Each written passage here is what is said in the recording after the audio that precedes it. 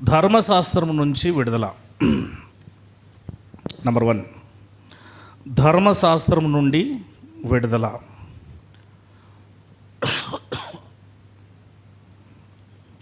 దేని నుండి విడుదల? ధర్మశాస్త్రం నుండి విడుదల. ఇప్పుడు నేను చెప్పబోయే ఈ విషయాల్లో మీరు జాగ్రత్తగా గమనించాలి. మొదటి శతాబ్దంలో భిన్నమైన బోధ, వక్ర బోధ, వంకర బోధ, కలిపి చెరిపే బోధ, వాళ్ళ నుంచి తొలగిపోండి అంటూ మీరు ప్రతి పుస్తకంలోనూ చదివినప్పుడు చూస్తారు, విన్నారు. అవన్నీ కూడా దేనికోసం చెప్పాడు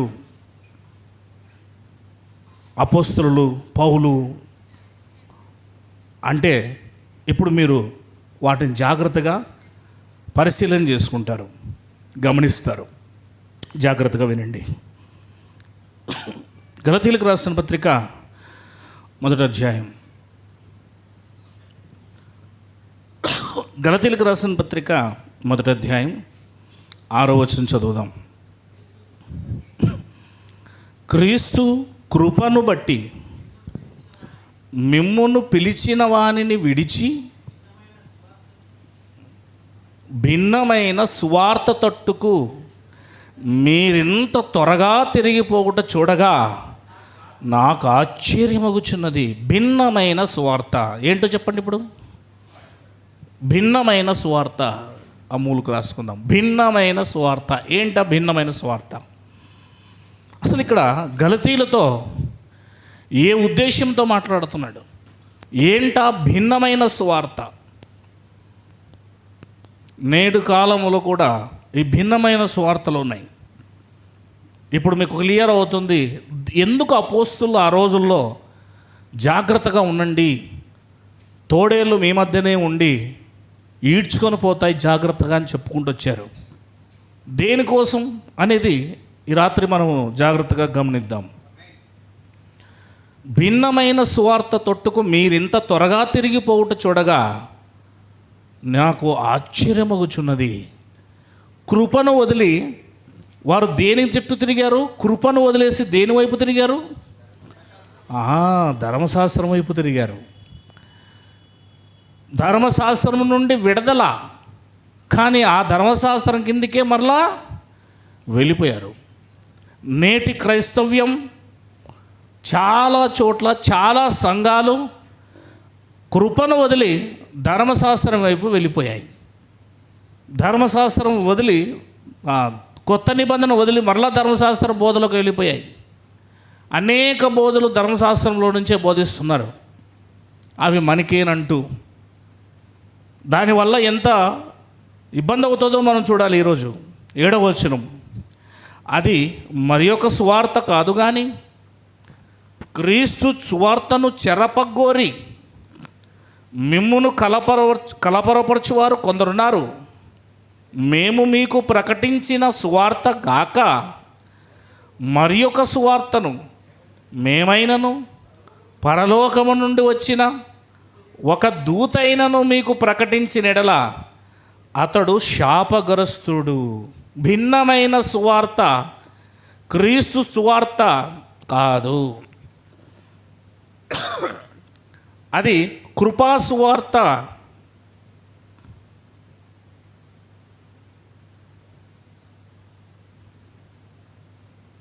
ఏమో మీరే మాట్లాడతారా? నేను కూడా మాట్లాడాలా? అదే వాళ్ళే. భిన్నమైన సువార్త క్రీస్తు సువార్త కాదు. మరి క్రీస్తు సువార్త ఏంటి? కృపా సువార్త. క్రీస్తు సువార్త ఏంటి? కృపా సువార్త. కృప ద్వారా కృపను కలిగించే సువార్త. కృప వలన దొరికేది అది. 20వ అధ్యాయం అపోస్తుల కార్యములు 20వ అధ్యాయం 24వ వచనం చదువుదాం. అయితే దేవుని కృపా సువార్తను గూర్చి, అదిగో కృపా సువార్త భిన్నమైన సువార్త. కృప సువార్తలో ఏం దాగి ఉంది? కృప. కృప దేవుడు మనకు చూపించాడు. కృప అనగా ఏంటి తెలుసు కదా? అర్హత లేకపోయినా సరే మనకు అర్హతను ఇవ్వటం. మనమంతా కూడా అర్హత లేని వారమే. రోమీలకు రాసిన పత్రిక 11వ అధ్యాయము 6వ వచనం. భిన్నమైన సువార్తలో కృప లేదు, నిజమైన సువార్తలో కృప ఉంది. 11:6 అది కృపచేతనైన ఎడల ఇకను క్రియల మూలమైనది కాదు, కానీ ఎడల కృప ఇకను కృప కాకపోవును అని రెబడించండి. కనుక క్రియల మూలముగా కృప రాదు, క్రియల మూలముగా కృప దొరకదు. కృప అనేది దేవుడు చూపించాలి. మన పట్ల ఎవరు చూపించాలి? దేవుడు కృప చూపించాలి. కృప చేత అన్నాడు చూడండి దాన్ని. దేని చేత? మరి ఇక్కడ భిన్నమైన సువార్త అనగా క్రియల వలన నీతి వచ్చేది. క్రియల వలన నీతి, అది దేవుని దృష్టిలో ఎన్నికలేంది. చూద్దాం.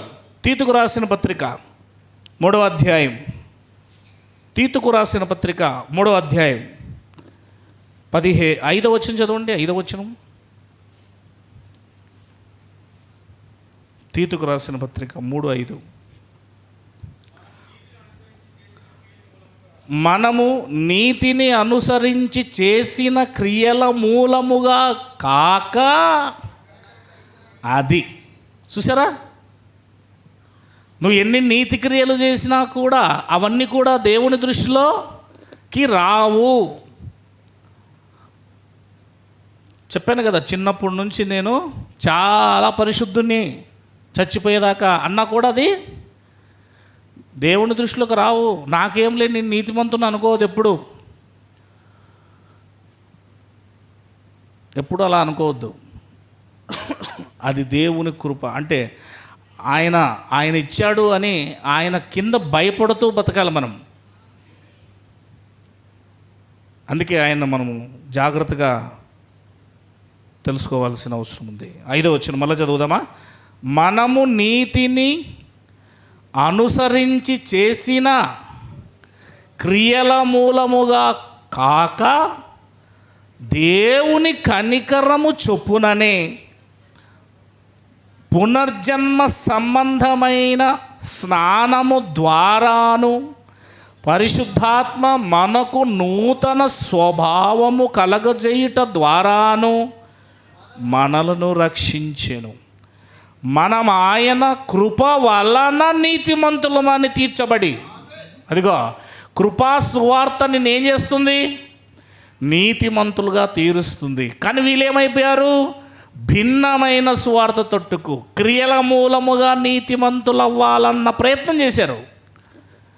క్రియల మూలముగా నీతిమంతులు కారని చెప్పాల్సి వచ్చింది. ఇప్పుడు ఇక్కడ అపోస్తుల బోధలో మీరు ఇవే చూస్తారు. పత్రికలన్నీ కూడా ధర్మశాస్త్రమునకు పోటీగా అది నిష్ప్రయోజనము, అది వేస్ట్, దాని వైపు వెళ్ళకండి, వెనక్కి తిరగకండి, స్వతంత్రులైపోయిన మీరు కాడి కిందికి వెళ్ళకండి అని చెప్పటమే. అసలు ధర్మశాస్త్రమే క్రీస్తు దగ్గరికి నడవమని చెబుతుంది. క్రీస్తు దొరికిన తర్వాత ధర్మశాస్త్రమును వదిలేయాలి. 6వ వచనం మళ్ళీ చదువుదామా? మనం ఆయన కృప వలన నీతిమంతులమని తీర్చబడి నిత్య జీవమును గూర్చిన నిరీక్షణను బట్టి దానికి వారసులు మగుటకై ఆ పరిశుద్ధాత్మను మన రక్షకుడైన యేసుక్రీస్తు ద్వారా ఆయన మన మీద సమృద్ధిగా కుమ్మరించెను. చూసారా ఏం చేశాడు? పరిశుద్ధాత్మనిచ్చాడు. కనుక క్రియల వలన కాక దేవుని దయా కృప వలనే మనం నీతిమంతులం అవుతున్నామని చెప్తుంది బైబిల్. చెప్పండి, ఇప్పుడు దేవుడు కృప, అందుకే మనం ఎంత బెండవాలంటే అంత బెండవాలి దేవుడు ముందు. ఇప్పుడు అంతేనే కదా? అర్హత లేని నిన్ను ఒక యోగ్యునిగా చేశాడు. తీసుకెళ్ళిపోయి నిన్ను సీఓని చేశాడు, గొప్పవాడిని చేశాడు, ఓనర్ని చేశాడు, సకల స్వాస్థ్యాన్ని ఇచ్చాడు. నువ్వు పాపివి. అలాంటి వాడిని తీసుకెళ్ళిపోయి దేవుడు ఏం చేశాడు? ఒక్కసారిగా నేను నీతిమంతునిగా చేసేసాడు. కృప చూపించాడు నీ పట్ల. పోన్లేరా అని చెప్పేసి వదిలేసాడు మనల్ని. మన పాపాలన్నీ మర్చిపోయాడు, మరెప్పుడు జ్ఞాపకం చేసుకోలేదు. అది మన దేవుడు అంటే. మన పట్ల మనం చూపించిన ప్రేమ అది. కనికరం చూపించాడు. కనికరం. ఉదయం చూసాం, జాలిపడి దగ్గరకు వచ్చి నూనె రాసి ద్రాక్షరసం పోసి ఎత్తుకొని పుటకొల్లవాని ఇద్దరికి తీసుకెళ్ళిపోయి 2 దినారములు ఇచ్చి పరామర్శించి, అతన్ని పరామర్శించమని అక్కడున్న వానికి చెప్పి, పుటకొల్లవానికి నేను మరలా వచ్చినప్పుడు ఏదైనా నువ్వు ఖర్చు చేస్తే నేను ఇస్తానని చెప్పాడు. అవునా? కృప. వాడి క్రియల వలన ఏమైనా వాడు కొరప్రాణంలో ఉన్న పైకి లేచాడా? కొరప్రాణంలో కదా ఉన్నాడు వాడు. ఇప్పుడు వాడు పైకి లేచి వాడంతకు వాడే వెళ్ళాడా? నువ్వు అంతే, కొరప్రాణంలో ఉన్నావు, చావు బతుకుల్లో కొట్టుమిట్టాడుతున్నావు. నిన్ను ఎత్తుకున్నాడు యేసయ్య. ఆయన చేతులతో, రక్తపు చేతులతో ఎత్తుకొని నన్ను నమ్మురా, నేను నీతిమంతం చేస్తానన్నాడు. అది లైఫ్ ఇచ్చాడు. పునర్జన్మ సంబంధమైన స్నానము ద్వారా పరిశుద్ధాత్మ మనకు నూతన స్వభావము కలగట ద్వారా మనలను రక్షించెను. చావు బ్రతుకుల్లో ఉన్న నిన్ను రక్షించాడు. అపరాధముల చేత, పాపముల చేత చచ్చిన వారే ఉన్న నిన్ను క్రీస్తు నన్ను బ్రతికించెను. వాడు మళ్ళా బ్రతికాడు. పూటకొల్లవాడి దగ్గరికి వెళ్ళిన తర్వాత 2 దినారములు ఇచ్చిన తర్వాత, ఫస్ట్ ఎయిడ్ అయిన తర్వాత, శస్త్రచికిత్స చేసిన తర్వాత వాడు బాగా బయటికి వెళ్ళిపోయాడు. చావు బతుకుల్లో ఉన్న వాడిని బ్రతికించాడు. కనికరం, జాలి ఈరోజు మన పట్ల చూపించింది యేసుక్రీస్తు వారు. అదే ఇప్పుడు మనం ఎంత ఆయనకు నిలబడి ఉండాలి, ఎంత ఒబే అవ్వాలి.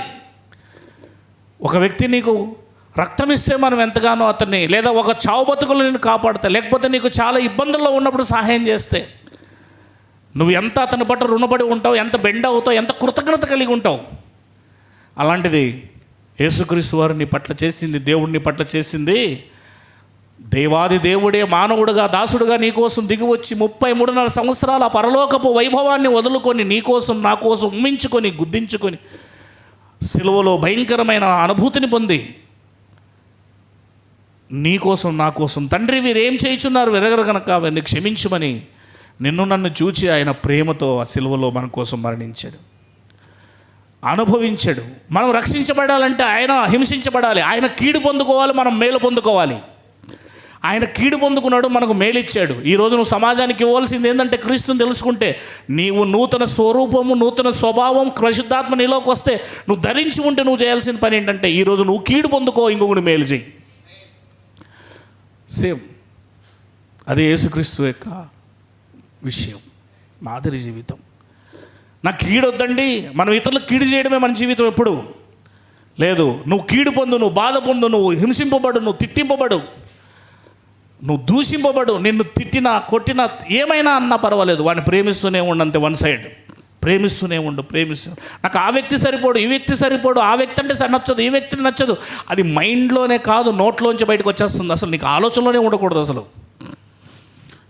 నీకు ఆలోచనలోనే ఉండకూడదు. నోట్లోంచి బయటకు వచ్చేది పక్కన పెట్టు, ఆలోచనలో ఉండకూడదు. ఎందుకంటే నీ కోసం యేసయ్య చేసింది చాలా ఎక్కువ, నువ్వు సహోదరుడికి చేసేది చాలా తక్కువ.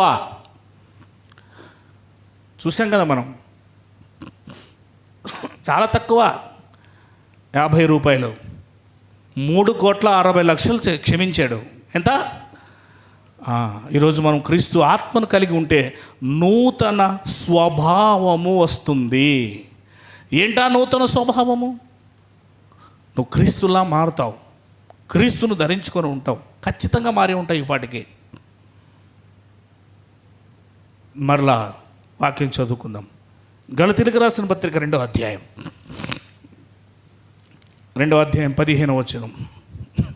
క్రీస్తులోనికి ఒక వ్యక్తిని తీసుకురావడానికి, క్రీస్తులోనికి ఒక వ్యక్తి వచ్చి జీవించడానికి నువ్వు కావాలంటే నాశనమైనా అయిపో, నీ జీవితాన్ని స్పాయిల్ అయినా చేసుకో, కానీ ఇంకొకరు క్రీస్తులోనికి వచ్చి రక్షించబడాలని నువ్వు ప్రయాసపడాల్సిన అవసరం ఉంది. నువ్వు తగ్గు, నువ్వు బెండవు, నీ అహంకారం, నీ గర్వం తగ్గించుకో. కావాలంటే ఇంకొకరు దేవుని దగ్గరికి రావాలని, అతను రక్షించబడాలని పాటుపడు. అదే యేసయ్య చేసిన పని. యేసుక్రీస్తు వారు అనుకుంటే ఆయన ఇలా తిరిగి, ఏమంటారా పరిసయ్యులారా, సద్దుకయ్యులారా, ఎవరు అనుకుంటున్నాను నన్ను ఇంతకీ అని ఒక్కసారి ఆయన అని ఉంటే చాలా భయంకరంగా ఉండేది. ఎప్పుడు కూడా తన ఐడెంటిఫైని, తానేంటో, నేను అనే స్వభావం. మనం ఎన్నిసార్లు మాట్లాడితే నేను అనే వస్తుంది కదా, నేను, నాది అని మనం ఎప్పుడు కూడా డంబం మాట్లాడతాం. నేను, నాది, నాకంటే, నాదే, నా నా అనే స్వభావం వస్తుంది మన మాటల్లో. కానీ యేసుక్రీస్తు వారు ఎప్పుడు అట్లా మాట్లాడలేదు. ఆయన ఇంకొకరిని రక్షించాలి కనుక తాను నశించాలి. ఆయన నశిస్తేనే ఇంకొకరు రక్షించబడతారు. క్రైస్తవ్యం అనగానే నువ్వు నశించు, ఇంకొకరిని రక్షించు. ఇది నూతన స్వభావం కలిగిన క్రీస్తు బిడ్డలకు మాత్రమే సాధ్యమవుతుంది. 2వ అధ్యాయము 15వ వచనం. మనం కాదు. ఇది మీరు గమనించాలి బైబిల్ చదివేటప్పుడు జాగ్రత్తగా. పౌలు యూదులతో మాట్లాడుతున్నాడు, అంతే కదా, యూదులతో మాట్లాడుతున్నాడు. మనము జన్మం వలన యూదులమే కానీ అన్య జనులలో చేరిన పాపులము కాము. మనుష్యుడు యేసు క్రీస్తు నందలి విశ్వాసం వలనే కానీ, మరలా మాట్లాడుతున్నాను, మనుష్యుడు యేసు క్రీస్తు నందలి విశ్వాసము వలనే కానీ ధర్మశాస్త్ర సంబంధమైన క్రియల మూలమున నీతిమంతుడుగా తీర్చబడని ఎరిగి మనమును ధర్మశాస్త్ర సంబంధమైన క్రియల మూలమున గాక క్రీస్తు నందలి విశ్వాసం వలననే నీతిమంతులమని తీర్చబడుటకై యేసుక్రీస్తు నందు విశ్వాసం ఉంచి ఉన్నాము. ధర్మశాస్త్ర సంబంధ క్రియల మూలమున ఏ శరీరియు నీతిమంతుడని తీర్చబడడు కదా అని ఎవరితో మాట్లాడుతున్నాడు? యూదులతో మాట్లాడుతున్నాడు. యూదుడైనా అన్యుడైనా ఎవరైనా యేసుక్రీస్తును నమ్మాల్సిందే. యేసుక్రీస్తు ద్వారానే నీతిమంతులు అవుతాము. యేసుక్రీస్తును విశ్వసించినప్పుడే దేవుడు మనిషిని నీతిమంతునిగా చేస్తాడు. ఒక మనిషి నీతిమంతుడుగా మార్చబడాలంటే అది మనిషి చేతిలో లేదు, ఇంకొక మనిషి చేతిలో లేదు, అది దేవుని చేతిలో ఉంది. బట్టలు తెల్లగవ్వాలంటే చాకలివాని చేతిలో ఉన్నట్లుగా మనిషి హృదయం తెల్లగవ్వాలి, మనిషిని నీతిమంతునిగా మార్చాలంటే అది దేవుని చేతిలోనే ఉంది. బటన్ దేవుని చేతిలో ఉంది, మన దగ్గర లేదు, మనుషుల దగ్గర లేదు.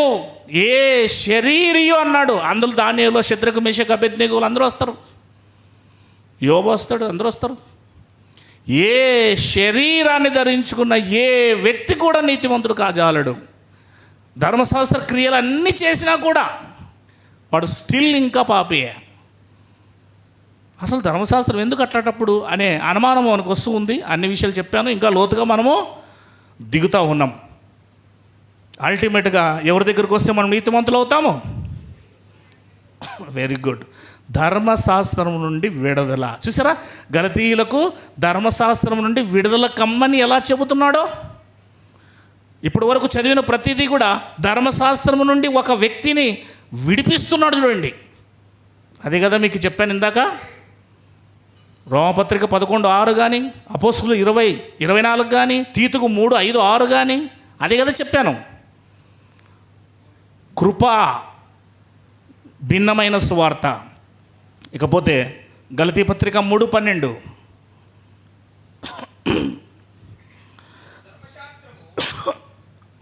ధర్మశాస్త్రము అసలు విశ్వాస సంబంధమైనదే కాదంటది. ధర్మశాస్త్రం ఏంటి కాదంటమ్మా? అర్థమవుతుందా? విశ్వాస సంబంధమైనదే కాదు అసలు అది. ఇప్పుడు ధర్మశాస్త్రం విశ్వాస సంబంధమైనది కానప్పుడు పైన మాట ఏంటి? నీతిమంతుడు విశ్వాస మూలముగా, అంటే విశ్వాసం ఉంటేనే నీతిమంతుడుగా అవుతాడు. అసలు ధర్మశాస్త్రం అనేది విశ్వాస సంబంధమైందే, మరి ఎట్లా అవుతాడు నీతిమంతుడు? మీరు చెప్పాలి. మరి ఏంటది ధర్మశాస్త్రం ఏంటి? కానీ దాని విధులను ఆచరించువాడు, దాని విధులను ఆచరించాలి. విధులు ఉన్నాయి అందులో. ఇశ్రాయేలీయులు నడవవలసిన విధులు ఉన్నాయి.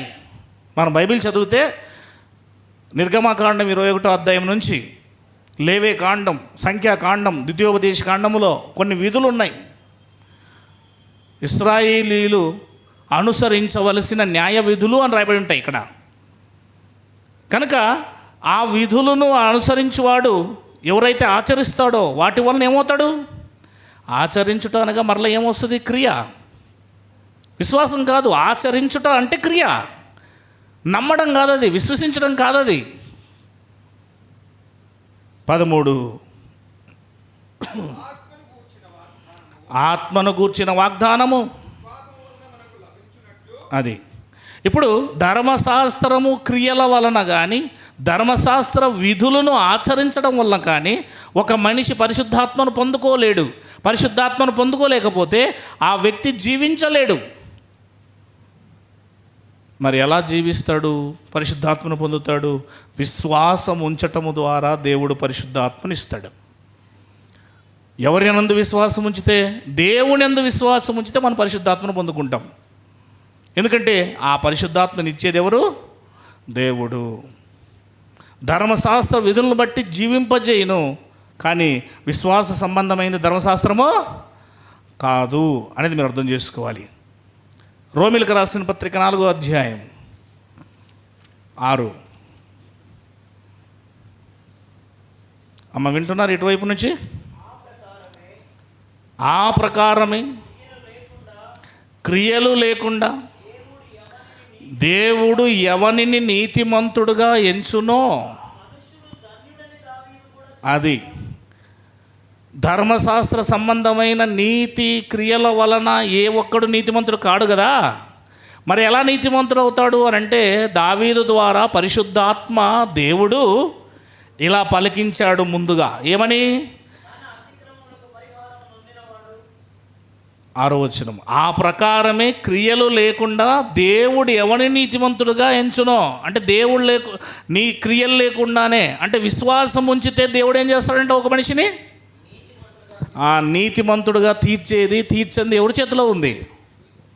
అది దేవుని చేతిలో ఉన్నది. కనుక క్రియల మూలముగా ఏ వ్యక్తి నీతిమంతుడు కాజాలడు. మరి ఎలా నీతిమంతుడు అవుతాడు? దేవుని యందు విశ్వాసం ఉంచితే చాలు. ఇక్కడ ఉన్న వాళ్ళం మనం ఏం చేసామమ్మా? దేవుణ్ణి విశ్వాసం ఉంచాం. ఇప్పుడు మనం ఏమవుతున్నాం? అంతే. విశ్వాసం ఉంచితే చాలు, నువ్వు నీతిమంతుడుగా తీర్చబడతావు. ముందుకు పోదాం, చదువుదాం. 8వ అధ్యాయం 33వ వచనం. రోమిలకు రాసిన పత్రిక 8వ అధ్యాయం 33వ వచనం. దేవుని చేత ఏర్పరచబడిన వారి మీద, చూసారా, ధర్మశాస్త్రం ఇప్పుడు నేరం మోపుతుంది నీ మీద, నా మీద. ఎందుకు? నువ్వు ఎవరి చేత ఏర్పరచబడ్డావు? ధర్మశాస్త్రం చేత కాదు, దేవుని చేత. ఇప్పుడు ధర్మశాస్త్రం నీ మీద ఏం కాదు, నేరం మోపదు. నీతిమంతులుగా తీర్చువాడు ఎవడు? దేవుడే. మనిషిని నీతిమంతులుగా తీర్చాలంటే ఎవడు తీర్చాలి? మరి ఒక గ్రంథం కాదు, యోసేపన్న కాదు, శేఖర్ కాదు, రాహేలమ్మ కాదు. ఒక మనిషిని ఇంకొక మనిషి నీతిమంతుడుగా తీర్చలేడు. కేవలం దేవుడు మాత్రమే నీతిమంతుడుగా తీర్చాలి. అది దేవునికి సంబంధించింది. అది అర్థమవుతుంది అనుకుంటా. ఇది దేవునికి సంబంధించింది. అంటే నువ్వు ఒక ధర్మశాస్త్రం అనే పుస్తకం ద్వారా దేవుడు చెప్పిన ఆ క్రియలు చేసినంత మాత్రాన దేవుని దృష్టిలో నీతిమంతుడివి కాలేవు. మరి ఎవరు చేయాలి? దేవుడే చేయాలి. దేవుడు చేయాలంటే మనం ఏం చేయాలి? ఆయన యందు విశ్వాసం ఉంచాలి. క్రియ చేయాల్సిన అవసరం లేదు, కేవలం విశ్వాసం ఉంచడమే. నువ్వు విశ్వాసం ఉంచితే చాలు, అదే క్రియ. నువ్వు నీతిమంతుడుగా దేవుడు నీ విశ్వాసం, నీ లోపల ఉన్న నిజమైన విశ్వాసం అంటే అది కూడా మరలా నువ్వు నిజంగా విశ్వాసం ఉంచినావు అనుకో, నువ్వు వెంటనే దేవుని దృష్టిలో ఏమైపోతావు తెలుసా? నీతిమంతుడు అయిపోతావు అంతే. మళ్ళా తడబడే విశ్వాసం కాదు, అల్ప విశ్వాసం కాదు, చంచలించే విశ్వాసం కాదు, అట్లాంటి విశ్వాసం కాదు. దృఢమైన విశ్వాసం, నిజమైన విశ్వాసం, స్థిరమైన విశ్వాసం, అసలైన విశ్వాసం, సరైన విశ్వాసం. దేవుని నువ్వు ఉంచావనుకో, ఆ విశ్వాసం నీలో ఉండడాన్ని దేవుడు చూస్తాడు. ఆ విశ్వాసం నీలో ఉండడం వల్ల నిన్ను ఆ విశ్వాసమును బట్టి దేవుడు నీతిమంతుని చేసేస్తాడు. దేవుని దృష్టిలో నీతిమంతుడుగా కనబడతావు. నువ్వు ఎప్పుడు దేవుని దృష్టిలో నీతిమంతుడుగా కనబడతావో నీవు జీవిస్తావు. ఒక మనిషి నీతిమంతుడుగా మార్చబడిన తర్వాత ఏమవుతాడు? అక్కడే ఉంది కదండి, గలతీ పత్రిక ఎక్కడో చదివారు కదా ఇందాక మీరు. గలతీ పత్రిక 2వ అధ్యాయం 3వ అధ్యాయం 12వ వచనం పైన చదవండి. ఇక్కడ ఉంది కదా, విశ్వాస మూలముగా నీతిమంతుడని తీర్చబడును. అంటే ఇప్పుడు ఆ మాట చదవండి, 12వ వచనం 3:12 పైన మాట. దానికంటే ముందు ఉండేది 11వ వచనం చివరిది. చూడండి ఏమిటి?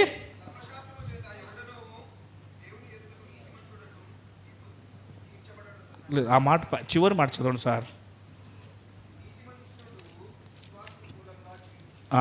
అది నీతిమంతుడు. ఇప్పుడు చెప్పండి, అసలు నీతిమంతుడు అవ్వాలంటే ఫస్ట్ చెప్పండి. నీతిమంతుడు అవ్వాలంటే ఏం చేయాలి? విశ్వాసము. ఇదేనా? విశ్వాసం ఉంచాలి. ఎవరినందు విశ్వాసం ఉంచాలి? క్రీస్తునందు. అవునా? క్రీస్తునందు విశ్వాసం ఉంచితే నువ్వేమవుతావు? నీతిమంతుడు అయితే నువ్వు ఏమవుతావు? ఏమొస్తుంది నీలోకి? ఆ జీవం రాయబడి చూడండి. అవునా? క్రీస్తునందు విశ్వాసం ఉంచినప్పుడు నీతిమంతుడు అవుతావు. ఆ నీతి నిన్ను జీవం ఇస్తుంది. నీతి నీకేమిస్తుంది? ఇప్పుడు క్రియ, ధర్మశాస్త్రం అంటే ఏంటి? క్రియలో ఏం లేదు. బాగా వినాలి. క్రియలో ఏం లేదు. విశ్వాసం లేనప్పుడు నువ్వేం కాలేవు.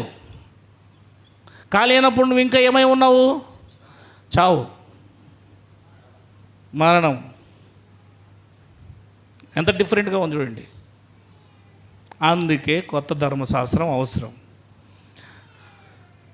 అందుకే ధర్మశాస్త్రం నుండి ఒక మనిషిని విడుదల చేయాలి, రిలీజ్ చేయాలి. అందుకే ఆ ధర్మశాస్త్రం నుంచి రిలీజ్ చేయడానికే, ధర్మశాస్త్రం వైపు మరలా తిప్పడానికి ఈ యుగ సంబంధమైన దేవత వారి మనోనేత్రాలను ఏం చేస్తుంది? సరిసరికి ధర్మశాస్త్రం వైపే తిరగండి, ధర్మశాస్త్రం వైపే తిరగండి అని. యేసుక్రీస్తులో జీవం ఉంది కదా, యేసును విశ్వసించకండి. యేసును విశ్వసిస్తే నీతిమంతులు అయిపోతారు. నీతిమంతులు అయిపోతే మీకు నిత్యజీవం వస్తుంది. మీరు నిత్యజీవం నిత్యజీవం అంటే అర్థం ఏంటి? పరలోక రాజ్యంలోకి వెళ్తారు, దేవుని రాజ్యంలోకి వెళ్తారు, దేవుని సంఘంలోకి వెళ్తారు, దేవుని ఆలయంలోకి వెళ్తారు, దేవుని గుడారంలోకి వెళ్తారు. మీరు వెళ్ళకూడదు, నన్ను అడ్డగిస్తాను నేను మిమ్మల్ని అని ఏం చేసింది? ధర్మశాస్త్రం వల్లే వెళ్ళనివ్వడం లేదు. అందుకే ఈ విషయాలన్నీ కూడా ఆ రోజుల్లో ధర్మశాస్త్రం నుంచి విడిపించడానికి పెద్ద పోరాటమే జరిగింది వాళ్ళకి. ఐగుప్తులో నుంచి విడిపించడానికి ఎన్ని అద్భుతాలు చేసి ఎన్ని రోజులు వాళ్ళతో పోరాటం చేశాడో ఆ ఫరోతో. అంత ఈ యొక్క ధర్మశాస్త్రం నుంచి విడిపించడానికి, ధర్మశాస్త్రం అనే చెరలో నుంచి ఈ ఇజ్రాయేలీని 12 గోత్రాల వారిని విడిపించడానికి అంత పోరాటం చేశారు అపోస్తలులు, అంత పోరాటం చేశారు. కానీ నేడు మరలా సంఘాల్లో అదే ధర్మశాస్త్రమే బోధించబడుతుంది. అదే ధర్మశాస్త్రం ఎత్తితే కీర్తనలు, ఎత్తితే అది ఈరోజు మనకి అన్నట్టుగా ఎత్తే నిర్గమాకాండం లేకపోతే సంఖ్యాకాండం అందులో ఉన్న ఈరోజు కూడా మనకు కూడా అంటారు. అలా చెప్పితే తప్పు అవుతుంది. కనుక అందుకే ఆ రోజుల్లో వాళ్ళు దానికోసం ఖచ్చితంగా ఖండించడం జరిగింది. 3వ అధ్యాయం రోమిలికి రాసిన పత్రిక 24. 3వ అధ్యాయం రోమిలికి రాసిన పత్రిక 24. అదిగో నమ్మువారు ఆయన కృపచేతనే క్రీస్తు యేసునందలి విమోచనము ద్వారా అది ఈరోజు యేసుక్రీస్తు నమ్మిన వెంటనే మనం ఏమైపోతున్నామంట? ఉచితముగా. కాబట్టి నమ్మువారు ఆయన కృపచేతనే క్రీస్తు యేసు నందలి విమోచనము ద్వారా ఉచితముగా నీతిమంతులమని తీర్చబడుచున్నారు అని రాయబడింది చూడండి. ఫ్రీగా, ఉచితంగా, ఏమి ఇవ్వాల్సిన అవసరం లేదు. ఒక బలి కూడా ఇవ్వాల్సిన అవసరం లేదు. ఆ రోజు ఏటేటా బలులు అర్పించాలి. ఆ బలులు అర్పించినా సరే వారు ఇంకా పాపులే. ఎంత ఖర్చు పెట్టేవాళ్ళు, ఎంత వాళ్ళు పండగలు చేసేవాళ్ళు, లక్షల కొలది పండగ రోజున, ప్రాయశ్చిత్తార్థ పండగ రోజున బలులు ఏర్పడే లక్షల కొలది ఎద్దులు, ఆవులు, ఎడ్లు, మేకలు, గొర్రెలు తెగేవట. రక్తం ఇలా వంకలు, ఒక వంక సపరేట్గా పెట్టేవారట, దాంట్లో వెళ్ళిపోతుంది ఇట్లా బలి.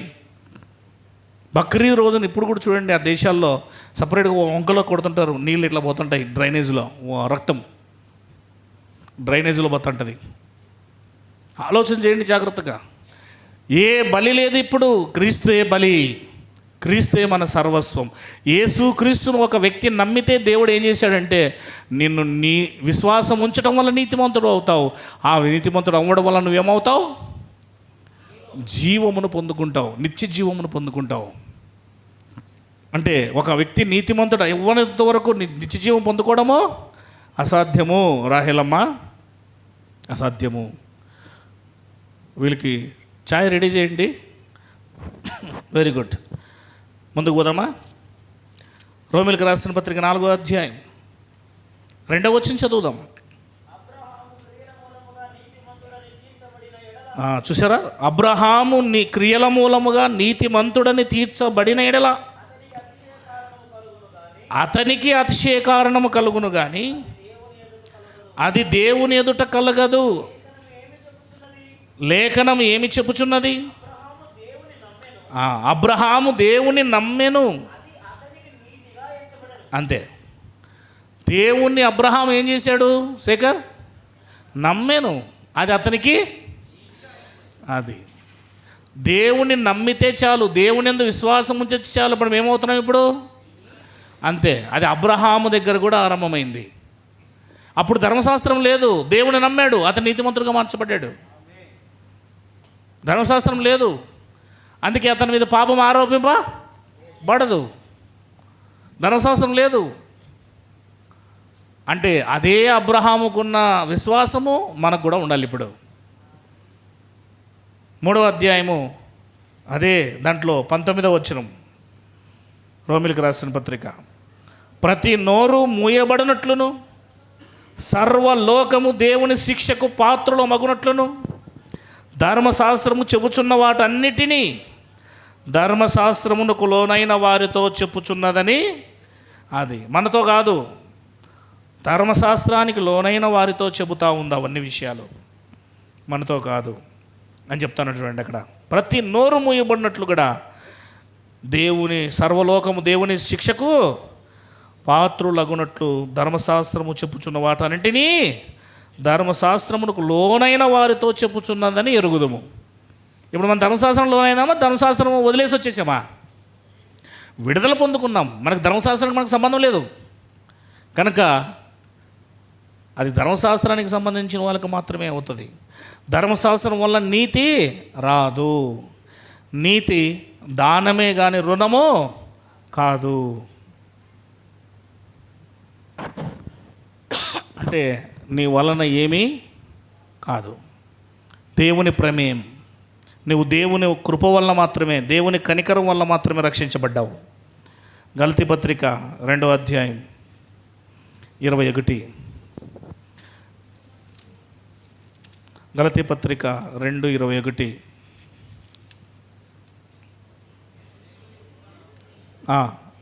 నేను దేవుని కృపను నిరర్ధకము చేయను.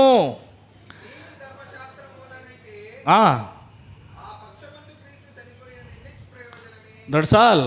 వచ్చింది ఆన్సరు. అంత ఇంకా లోతుకు వెళ్తుంటుంది, వచ్చేస్తుంటాయి ఒకటి పోతా ఉంటే ఏమవుతుంటుంది, ఇంకా క్లియర్ అవుతుంటుంది. మరి ఏందబ్బా ఇది? నేను దేవుని కృపను నిరర్ధకము, పౌలు అంటున్నాడు. కృప ఇచ్చాడు ఆయన, కృపను అసలు నిరర్ధకం చేయను నేను. ఆ కృప ద్వారా రక్షించబడ్డాను నేను. నీతి ధర్మశాస్త్రం వలనైతే ఆ పక్షమందు క్రీస్తు చనిపోయినది అసలు వేస్ట్. ఆయన చనిపోవడమే వేస్ట్. ఇంకా అంటే ధర్మశాస్త్రం వైపు తిరిగితే నువ్వు దేని నిష్ప్రయోజనం చేస్తున్నావు? క్రీస్తు మరణాన్ని, క్రీస్తు కృపని, అది క్రీస్తు కృపనే తోసిపారేస్తున్నావు నువ్వు.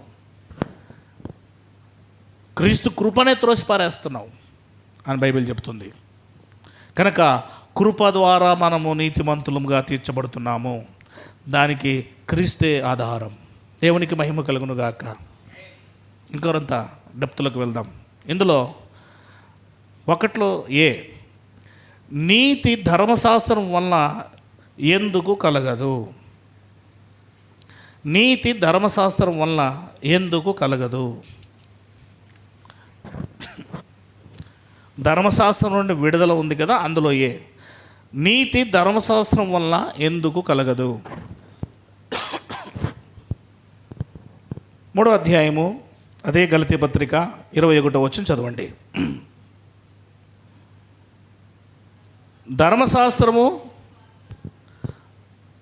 ధర్మశాస్త్రము దేవుని వాగ్దానములకు విరోధమైనదా?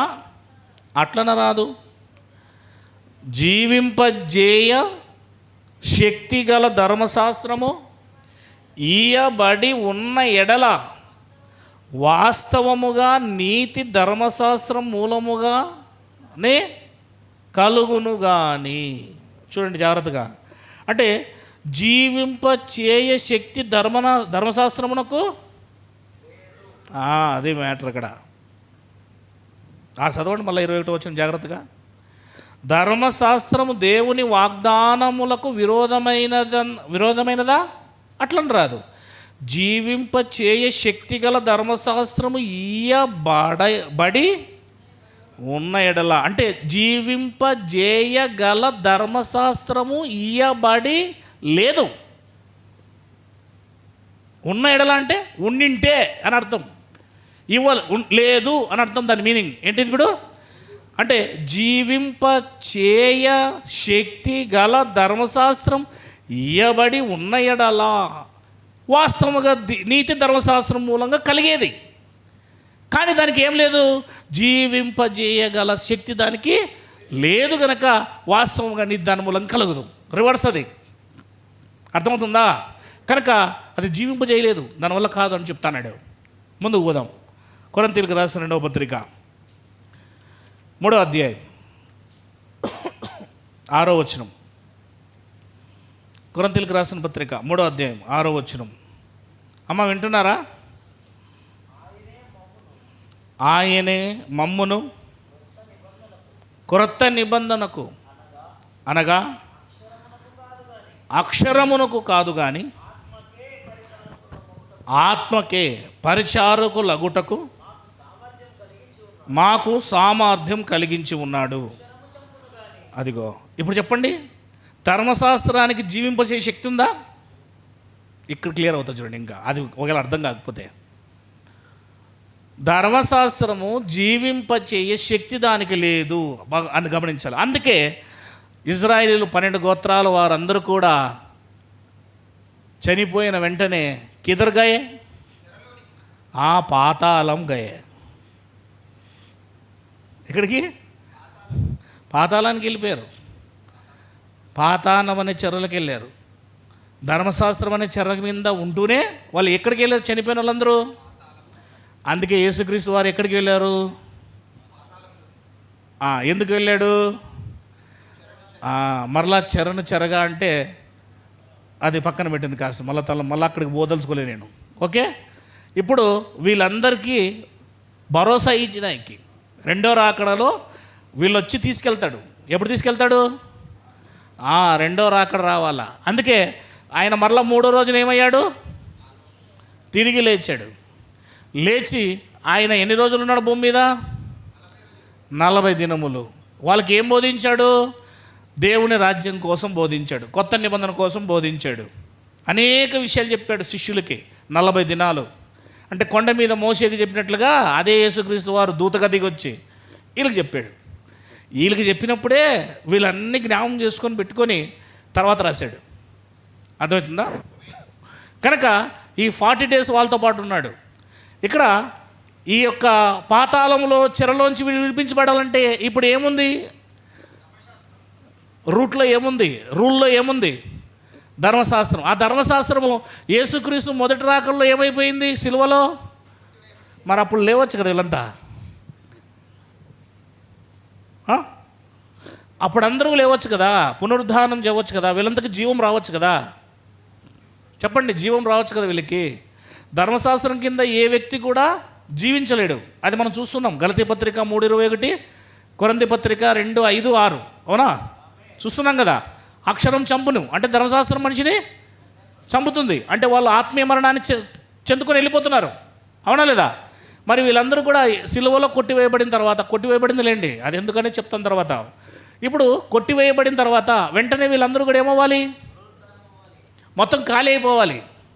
ఖాళీ కాకుండా రెండవ రాకల్లో వస్తాడు, అప్పుడు ఖాళీ అవుతుంది. ఎందుకు అంటే ధర్మశాస్త్రం అనేది కొట్టివేయబడడానికి ఇది ఆరంభ దశ. ఏంటిది? ఆరంభము, అంతే. మరి అది పూర్తి కొట్టివేయబడాలంటే ఆ ధర్మశాస్త్రములో ఉన్నవన్నీ కూడా ప్రవచింపబడినవి నెరవేర్చబడడానికి టైము 40 years. ఇక్కడ 40 days కాదు, ఇప్పుడు 40 years. ఎంత? కొత్త ధర్మశాస్త్రం రావడానికి, పాత ధర్మశాస్త్రం కొట్టివేయబడడానికి, కొత్త ధర్మశాస్త్రం రాయబడుతూ ఉండే కొద్దీ ఏమొస్తుందంటే జీవం లీడ్లోకి వస్తూ ఉంది. జీవం అనేది ఏమవుతుంది? లీడ్ అవుతూ ఉంది, పరిపూర్ణం అవుతూ ఉంది. ఎందుకంటే కొత్త ధర్మశాస్త్ర ప్రకారమే జీవం వస్తుంది. పాత ధర్మశాస్త్రం అనే చావునది ఏం చేస్తుంది? తీసివేస్తుంది. అందుకే ధర్మశాస్త్రం అనేది కొట్టివేయబడ్డానికి 40 సంవత్సరాలు టైం పట్టింది. అప్పుడు యేసుక్రీస్తు వారు రెండవ రాకల్లో వచ్చి పాతాళములో ఉన్న ఆత్మలు అంటే దేవుని చెంతలో ఉన్న ఆత్మలు అని అర్థం. ఆ ఆత్మలు మళ్ళా తిరిగి జీవం పొందుకున్నాయి. ఏం పొందుకున్నాయి? తిరిగి లేవరు. వీళ్ళేమి తిరిగి లేవడం అంటే అర్థమైంది, వారు జీవంలోనికి ట్రాన్స్ఫర్ అవుతారు. మరణములో ఉన్నవారు మరణములో ఉన్న ఆత్మలు ఏమవుతాయి? జీవంలోనికి పునరుద్ధానం చెందుతాయి. అంతే, జీవం పొందుకుంటాయి. అది మ్యాటర్ ఇక్కడ. కనుక మనము ఇది గమనించాలి. ధర్మశాస్త్రం కింద ఉన్న మనం కాదు, మన ఇప్పుడు కొత్త నిబంధనలో జీవం ఉన్నప్పుడు మనం కూడా పాతాళానికి పోతే ఇంకేం లాభం? మీరే గమనించాలి, మీరే చెప్పాలి నాకు ఇప్పుడు ఆన్సర్. అంతేనా లేదా? మనం డైరెక్ట్ ఎక్కడికి వెళ్ళిపోతాం చనిపోతే? మనమా డైరెక్ట్ మనం ఎక్కడికి వెళ్ళిపోతాము? దేవుని చెంతకే వెళ్ళిపోతాం డైరెక్ట్గా. ఇప్పుడు చనిపోయిన మరుక్షణమే పాతాళము, నరకము, అగ్నిగుండం అవన్నీ ఉండవు. దేవునిలో నువ్వు నీతిమంతుడుగా జీవించి చనిపోతే చనిపోయిన మరుక్షణమే నువ్వు పరలోకంలో ఉంటావు. ఎక్కడుంటావు? పరలోకంలో ఉంటావు. నీకోసం దూతలు రెడీగా ఉన్నారు, నీకోసం అక్కడ రాజ్యం రెడీగా ఉంది, ఆత్మల సంబంధమైన రాజ్యం. నువ్వు అక్కడికి వెళ్ళిన తర్వాత శాశ్వత కాలం దేవునితో ఆత్మ సంబంధమైన రాజ్యం చేస్తావు.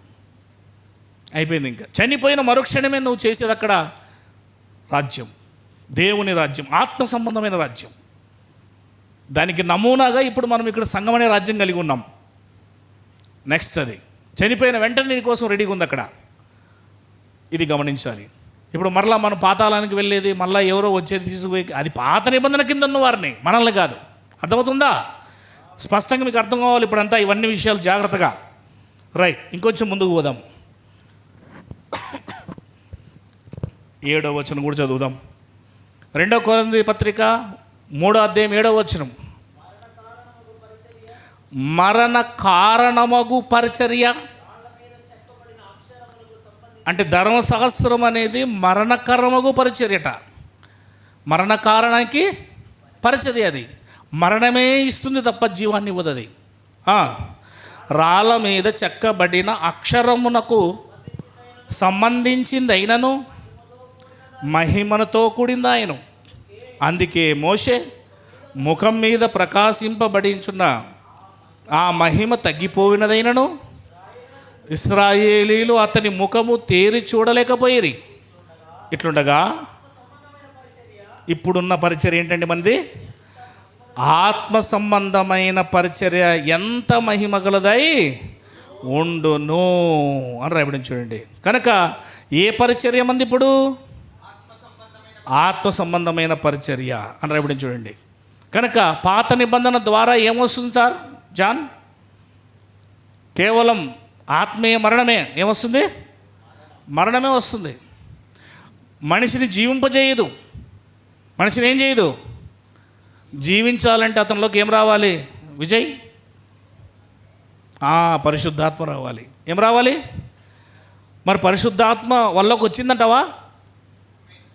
పరిశుద్ధాత్మ వాళ్ళకి వచ్చిందంటావా? రాలేదు గనక ధర్మశాస్త్రములో, యోవేలు గ్రంథములో, యెషయా గ్రంథములో, సామెత గ్రంథములో, అనేక గ్రంథాల్లో పరిశుద్ధాత్మ మీ మీద అంత్యదినముల్లో కుమ్మరించబడతాడని చెప్పాడు. అంటే వాళ్ళ దగ్గర లేదనే కదా అర్థం. అంటే పరిశుద్ధాత్మ కోసం ఎదురు చూస్తున్నారు వాళ్ళు, పరిశుద్ధాత్మ పొందుకోలేదు వాళ్ళు.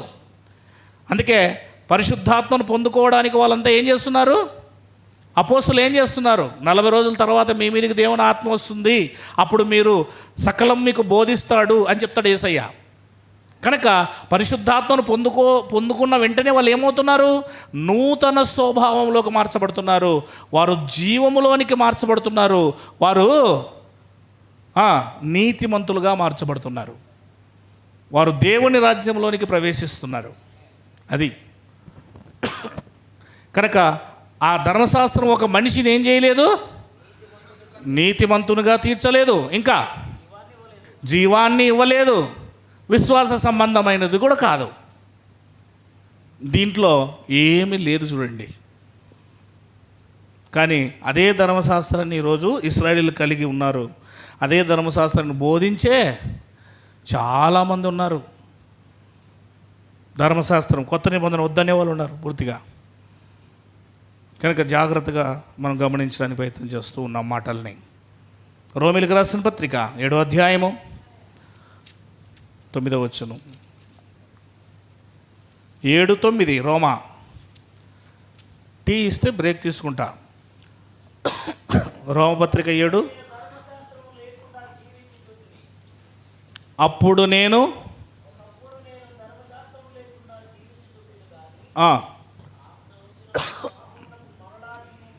చూసారా ఏమొచ్చిందంటే పాపానికి ఆజ్ఞ వచ్చినప్పుడు పాపమునకు మరలా జీవము వచ్చెను. ధర్మశాస్త్రం చంపుతుంది. ఎన్ని కావాలి ఆధారాలు? అర్థమవుతుందా? ఆజ్ఞ అంటే ధర్మశాస్త్రం. ధర్మశాస్త్రం లేకమునుపు జీవిస్తున్నాడు, ధర్మశాస్త్రం వస్తేనే చచ్చిపోతున్నాడు. అంటే ధర్మశాస్త్రం అనేది ఇప్పుడు పాత ధర్మశాస్త్రం అనేది మనుషులందరూ ఏం చేస్తుంది? మరి చచ్చిపోయినవాడు పరలోకానికి ఎట్లా వెళ్తాడు? అందుకే అందరూ కుప్పలు అక్కడే ఉన్నారు. గుత్తులు అంటారా, అందరు అక్కడే ఉన్నారు. వాళ్ళకి జీవమే లేదు. ఇప్పుడు నువ్వు కొత్త నిబంధన కిందకు వచ్చి కూడా ఇంకా నాకు యేసుక్రీస్తు 2వ రాకడ రావాలి, నన్ను లేపాలి, నువ్వు కూడా చచ్చావా అంటే ఇప్పుడు కూడా ఇంకా లీడింగ్లోకి రాలేదా? కొత్త నిబంధన వచ్చినా కూడా, ఆత్మ సంబంధమైన పరిచర్య వచ్చినా కూడా జీవం రాలేదా? ఇంకా చావులోనే ఉన్నావా? చూసారా ఎంత నేర్చుకోవాల్సిందో మనం. అంటే క్రీస్తు రాకడ జరిగింది అని మనకు పూర్తి అర్థమవుతుంది. ఆత్మ సంబంధమైంది కనుక మనకు అర్థం కావడం లేదు. ఇకపోతే అందుకే అందరూ ఏమవుతున్నారు? పాతాళానికి వెళ్ళిపోతున్నారు. పునరుద్ధానమైన జీవం వారికి లేదు. తిరిగి వాళ్ళు ఎవరిలోకి రావాలి? రోమపత్రిక 3వ అధ్యాయం 19వ వచనం. రోమపత్రిక 3వ అధ్యాయం 19వ వచనం. ప్రతి నోరు మూయబడినట్లును. ఇప్పుడు చెప్పండి, ధర్మశాస్త్రం వల్ల సర్వలోకం అంటే మనం కాదు, ధర్మశాస్త్రం కింద ఉన్నవారు దేవుని శిక్షకు పాత్రులు అగునట్లును ధర్మశాస్త్రము చెప్పుచున్న వాటన్నిటినీ ధర్మశాస్త్రమునకు లోనైన వారితో అని మనం ఎరుగుదుము. అంటే అర్థం ఏంటి? ఇప్పుడు శిక్ష ఎవరికి? అది ధర్మశాస్త్రం కింద ఉన్న వాళ్ళందరికీ శిక్ష. మనం ఎక్కడున్నామో? 8వ అధ్యాయము 1వ వచనం. కాబట్టి ఇప్పుడు క్రీస్తు యేసు నందున్న వారికి, మరి ధర్మశాస్త్రం దాటొచ్చావు నువ్వు, నీకు ఏ శిక్షా విధి లేదు. 8:36 ఇందును గూర్చి వ్రాయబడినది ఏమనగా, నిన్ను బట్టి దినమెల్లా మేము వధింపబడిన వారము, అంటే అర్థం ఏంటి ఇక్కడ?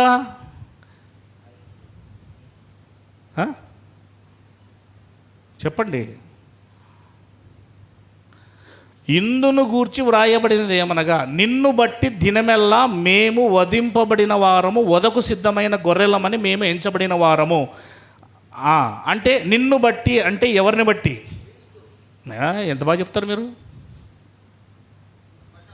అది ధర్మశాస్త్రమును బట్టి దినమెల్లా మేము వధింపబడిన వారము, వధకు సిద్ధమైన గొర్రెలము, మేము ఎంచబడిన వారము.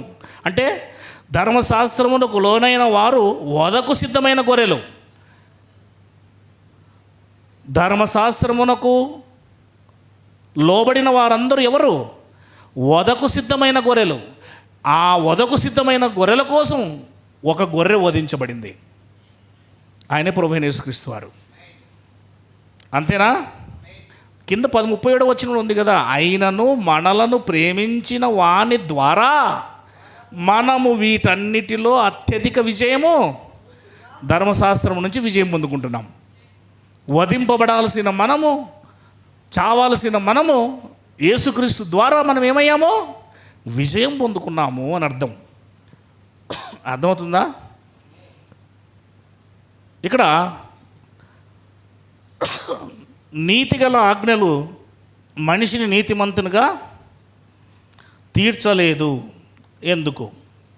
నేను చెప్పింది అర్థమైందా మీకు? ఇవన్నీ నీతిగల ఆజ్ఞలే కదా, ధర్మశాస్త్రంలో నీతిగల ఆజ్ఞలే కదా. మరి నీతిమంతునిగా తీర్చలేదు ఎందుకు? నంబర్ 1. నంబర్ 2, పరిశుద్ధమైన ధర్మశాస్త్రము మనిషిని పరిశుద్ధపరచలేదు ఎందుకు? అవి నీతిగలవే, కానీ మనిషి నీతిగా ఎందుకు కావడం లేదు? అవి పరిశుద్ధమైన ధర్మశాస్త్రమే, కానీ మనిషి ఎందుకు పరిశుద్ధుడు అవ్వడం లేదు? ఈ 2 ప్రశ్నలకు జవాబు గలతీ పత్రిక 3:21.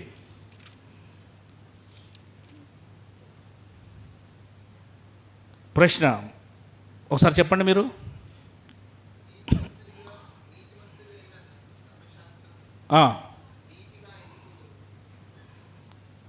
నీతి గల ఆజ్ఞల గల ధర్మశాస్త్రము మనిషిని ఎందుకు నీతిమంతులుగా తీర్చలేదు? పరిశుద్ధమైన ధర్మశాస్త్రము మనిషిని పరిశుద్ధంగా ఎందుకు చేయలేదు? ధర్మశాస్త్రం నీతిగల ఆజ్ఞలు నీతిగల ఆజ్ఞలే కదా. నీతి, ధర్మశాస్త్రం నీతి ఉంది, కానీ ఎందుకు మనిషిని నీతిమంతుని చేయలేకపోతుంది? ధర్మశాస్త్రంలో ఉన్నవి పరిశుద్ధమైనవే, ధర్మశాస్త్రం పరిశుద్ధమైందే. పాపమైనా అంటే అట్లా అంటరాదు, అనడా లేదా? మరి పరిశుద్ధమైందే, ఎందుకు మనిషిని పరిశుద్ధం చేయలేకపోతుంది? 3:21 రోమపత్రిక 3:21 గలతీ పత్రిక 3:21. Very good. ధర్మశాస్త్రము దేవుని వాగ్దానములకు విరోధమైనదా? అట్లనరాదు. జీవింపచేయ శక్తిగల ధర్మశాస్త్రము ఇయ్యబడినదా?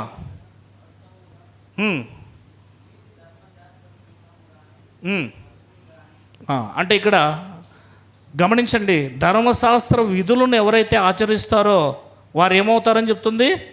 జీవిస్తారు. ధర్మశాస్త్ర విధులను ఆచరిస్తే ఏమవుతారు? ధర్మశాస్త్రము ఆత్మ సంబంధమైనదా? చెప్పండి. విశ్వాస సంబంధమైందా లేదా శరీర సంబంధమైనదా? అది శరీర సంబంధమైనది, క్రియల సంబంధమైనది.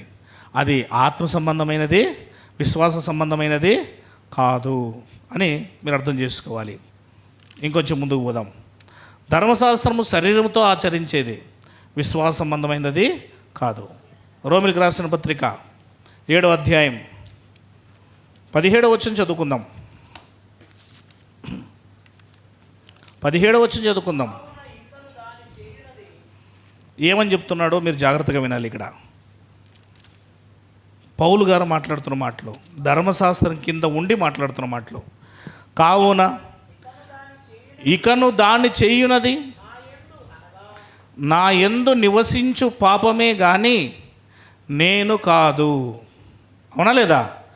కావున ఇకను దాన్ని చేయునది నా యందు నివసించు పాపమే గాని ఏంటిది, నా యందు అనగా నా శరీరమందు మంచిది ఏదియూ నివసింపదని నేను ఎరుగుదును. మేలైనది చేయవలనని కోరిక నాకు కలుగుచున్నది కానీ దాన్ని చేయుట నాకు కలుగుట లేదు. ఏంటిది ఇది?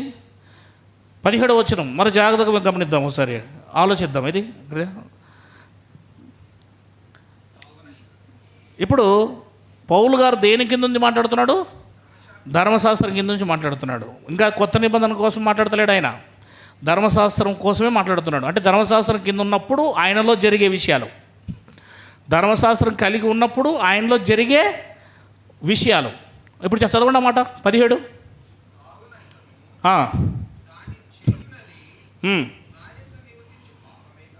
ఎక్కడ నివసిస్తుందంట పాపము?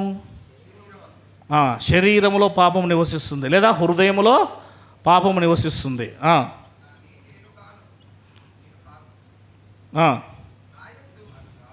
నా యందు అనగా అంటే ధర్మశాస్త్రం కింద ఉన్నప్పుడు, ధర్మశాస్త్రం కలిగి ఉన్నా, ధర్మశాస్త్ర క్రియలు కలిగి ఉన్నా, ధర్మశాస్త్ర బోధకుడుగా ఉన్నా అతని శరీరంలో ఇంకా ఏముంది? మంచిది ఏదీ లేదు, పాపం ఉంది. ఏముంది? ఇది ఎట్లండి? ధర్మశాస్త్రం కలిగి ఉన్నా, ధర్మశాస్త్ర బోధకుడుగా ఉన్నా, ధర్మశాస్త్ర ఆజ్ఞలు గైకుంటున్నా కూడా అతనిలో ఏముంది? చదవండి. నా శరీరమందు మంచిది ఏది కూడా నివసింపదు, నేను ఎరుగుదును. మేలైనది చెయ్యాలన్న ఆలోచన, నువ్వు చదువు. మేలైనది చెయ్యాలన్న కోరిక అయితే ఉందంట, కోరిక. ఆ మేలు చేయడానికి నా వల్ల కావడం లేదు, అంతే కదా. పాపం చేయకుండా బ్రతకాలని మనం అనుకుంటాం, కానీ పాపమే చేస్తాం కదా. అదేగా చెప్తున్నా ఇక్కడ. మేలు చేయాలన్న కోరిక అయితే నాలో ఉంది, లోపల ఉంది, డిజైర్ ఉంది, ఆలోచన ఉంది. కానీ నేను మేలు మాత్రం చేయకుండా ఏం చేస్తున్నాను? పాపము లేదా కీడు అన్నాడు చూడండి. దాన్ని కీడు అంటే పాపమే, అవునా లేదా? కీడే చేయించున్నాను. ఎందుకు ఇట్లా చేస్తున్నాడు చెప్పండి? ధర్మశాస్త్రం కింద ఉన్నా కూడా, ధర్మశాస్త్రం కలిగి ఉన్నా కూడా, ధర్మశాస్త్రాన్ని బోధిస్తున్నా కూడా ఎందుకు ఇలా చేస్తున్నాడు? ఏం ప్రాబ్లం చెప్పండి? ఏ శరీరంతో ధర్మశాస్త్రం అనుసరిస్తున్నాడో ఆ శరీరంలో ఏం నివసిస్తుంది? అందరూ చెప్పాలా? పాపం నివసిస్తుంది. 15 వచనం చదవండి. 7:15, 7వ అధ్యాయం 15. ఏలైనగా నేను చేయునది, నేను ఏం చేస్తున్నానో అది నేను ఎరుగను. నేను నిశ్చయించున్నది చేయక ద్వేషించున్నదే చేయుచున్నాను. ఏం చేస్తున్నానంట? ఏం జాన్? తాగలే బాబు, ఉండలే, తాగలే బాబు. తాగేవాళ్ళు తాగనే, అదే వద్దనేది. మేలేదు చేయమంటే చేయము అసలు.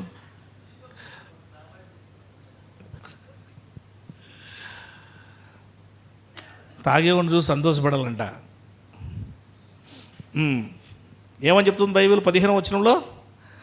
ఏలయనగా నేను చేయునది నేను ఎరుగను, నేను నిశ్చయించున్నది చేయక ద్వేషించున్నదే చేయుచున్నాను. అంటే అర్థం ఏంటి? నేను ఇది చెయ్యకూడదు అని అంటాను. ఏదైతే నేను ద్వేషిస్తున్నానో, ఏదైతే నేను చేయకూడదని ద్వేషిస్తున్నానో అదే చేస్తున్నాను. అర్థమవుతుందా? ఫర్ ఎగ్జాంపుల్గా నేను సినిమా చూడను, దాన్ని ద్వేషిస్తున్నాను నేను, కానీ చివరికి ఏం చేస్తున్నాను? సినిమానే చూస్తున్నాను. ఈ పాపమును చెయ్యను అని నేను దాన్ని ద్వేషిస్తున్నాను. ఏది ద్వేషిస్తున్నానో ఆ పాపమే చేస్తున్నాను. ఎందుకలా? అది ధర్మశాస్త్రం కింద, కొత్త నిబంధన కింద కాదు. ఇప్పుడు ఒకవేళ మనలో కూడా జరుగుతుంటే ఇంకా మనం ఏం కాలేదు? కొత్త నిబంధన కిందకి రాలేదు.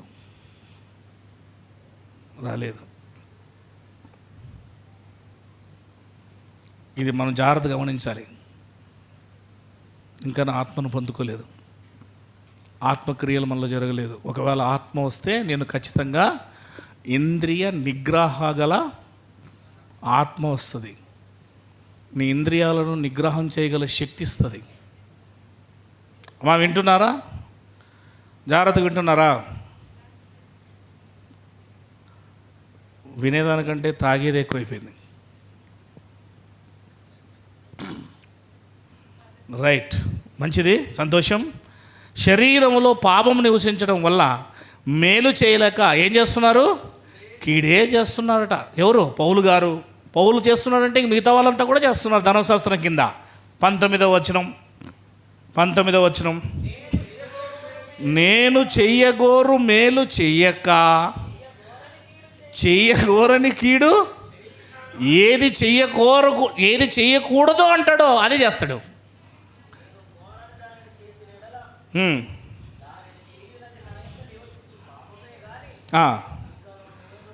అది అసలు ఇలా చేయడానికి ఆజ్ఞ వచ్చినప్పుడు పాపమునకు జీవం వచ్చారని చూసాం. ధర్మశాస్త్రం ఆజ్ఞ అని చూసాం. ధర్మశాస్త్రం లేనప్పుడు క్రియల మూలంగా నీతిమంతులుగా తీర్చబడుట అనే ప్రయత్నం లేదు అని కూడా మనం చూసాం. ఇక్కడ గమనిస్తే 7వ అధ్యాయం 11వ వచనానికి వద్దాం. మరలా 7వ అధ్యాయము 11వ వచనం. చూసారా? ఏలయనగా పాపము ఆజ్ఞను హేతువు చేసుకుని అదిగో నన్ను మోసపుచ్చి దాని చేత నన్ను చంపెను. ఎట్లా చంపింది? శరీరంగా చంపిందా? శరీరంగా చంపితే ఆ మాట మాట్లాడడానికి నోరు ఉండాలి కదా, రాయాలి కదా. ఆత్మీయంగా చంపింది.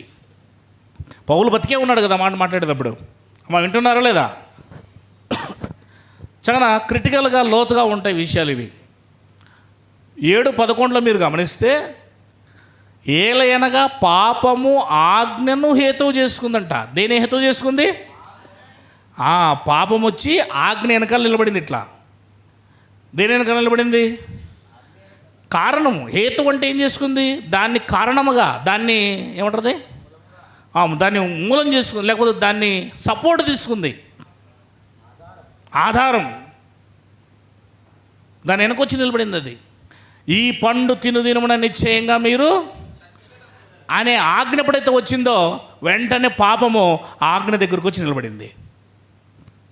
పాపం ఎక్కడొచ్చి నిలబడింది? ఆజ్ఞ దగ్గరకు వచ్చి నిలబడింది. వెంటనే అక్కడికి వచ్చి నిలబడింది. సత్క్రియలు చెయ్యని ఎడల వాకిట పాపం పొంచి ఉండును అని అన్నాడు దేవుడు. ఎవరితో? కయీనుతో.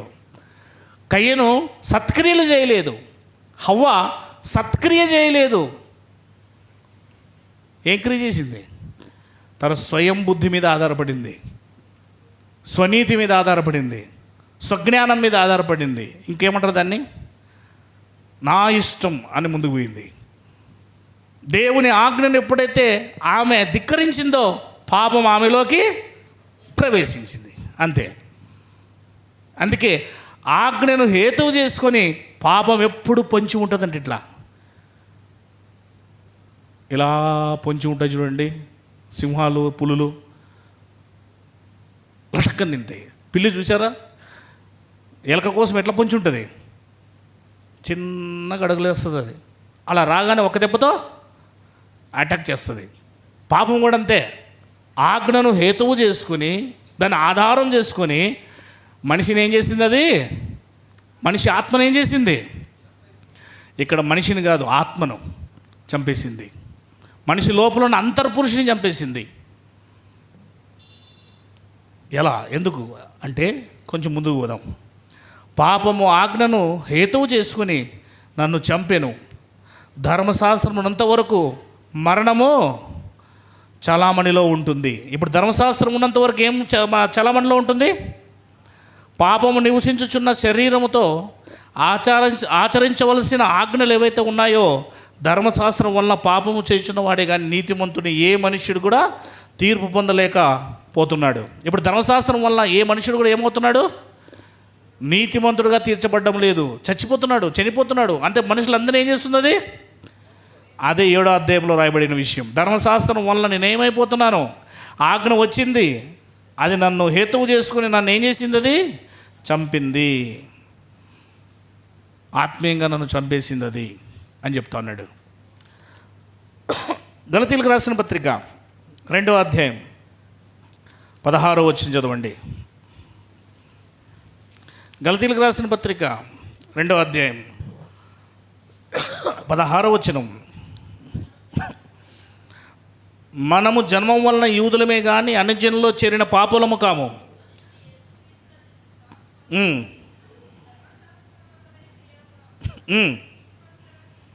చూసారా, ధర్మశాస్త్ర సంబంధమైన క్రియల మూలమైన నీతిమంతులుగా తీర్చబడని ఎరిగినము. ధర్మశాస్త్ర సంబంధమైన క్రియల మూలముగా కాక క్రీస్తునందు విశ్వాసం వల్ల నీతిమంతులుగా తీర్చబడుచుటకై యేసుక్రీస్తు నందు విశ్వాసం ఉంచి ఉన్నాం. ధర్మశాస్త్ర సంబంధ క్రియల మూలమైన ఏ శరీరయు నీతిమంతుడని. అది మరి సమస్య ఎక్కడుంది ఇక్కడ? ధర్మశాస్త్రంలో సమస్య ఎక్కడుంది చెప్పండి.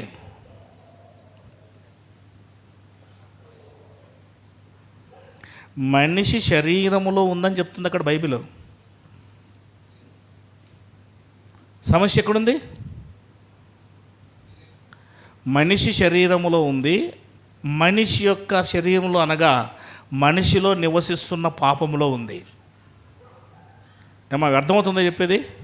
సమస్య ఎక్కడుంది అంటే మనిషిని పాపిగా చేస్తుందా ధర్మశాస్త్రం? ఏమైనా కాదు కదా, పాపాన్ని ఎత్తి చూపిస్తుంది. నీ ఎముక ఇరగ్గొట్టేది ఎంఆర్ఐ స్కాన్ మిషనా? నీ క్యాన్సర్ వచ్చేట్లు చేసి ఎంఆర్ఐ స్కాన్ మిషనా? చెబుతుంది అంతే. అది పాపిగా నిన్ను ధర్మశాస్త్రము చెయ్యదు, పాపం ఉందని చెబుతుంది అది. ఇది మీరు గమనించాలి. మరి సమస్య ఎక్కడుంది? నా శరీరములో నివసిస్తున్న పాపమే అన్నాడు. ధర్మశాస్త్రం ఉన్నా కూడా పాపమును తీసివేయలేకపోతుంది, పాపం ఉందని చెబుతుందంతే. ఇప్పుడు మీరు గమనించాలి, పాపం ఎక్కడుంది? నీ శరీరములో, నా శరీరములో ఉంది. 3వ అధ్యాయము రోమిలకు రాసిన పత్రిక 23వ వచనం.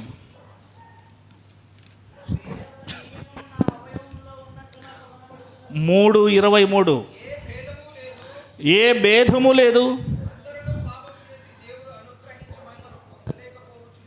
అందరూ పాపము చేసి, వినాలి జాగ్రత్త ఇక్కడ నుంచి, ఏ భేదమును లేదు, అందరూ పాపము చేసి దేవుడు అనుగ్రహించు మహిమను పొందలేకపోతున్నారు. అందరూ ఏం చేస్తున్నారంట?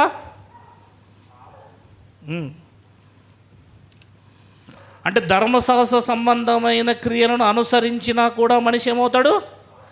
అందరూ అంటే ఇక్కడ యూదులు ప్లస్ అన్యులు కూడా వస్తారు. అందరూ ఏమవుతున్నారు? ఇటు అన్యులు పాపులే, ధర్మశాస్త్రం కలిగిన క్రియలు చేసినా కూడా అందరూ పాపులే. అందరూ పాపము చేసి దేవుడు అనుగ్రహించు మహిమను పొందలేకపోతున్నారు. 3వ అధ్యాయము 9వ వచనం. అందరూ పాపమునికి ఎలా లోనై ఉన్నారో చదవండి ఒకసారి. అలాగైనా ఏమందము? శ్రేష్ఠులమా తక్కువారమా కాము. అదిగో యూదులేమి గ్రీసు దేశస్థులేమి అందరూ ఏమై ఉన్నారు జాన్? ధర్మశాస్త్రం కలిగి ఉన్నా కూడానా?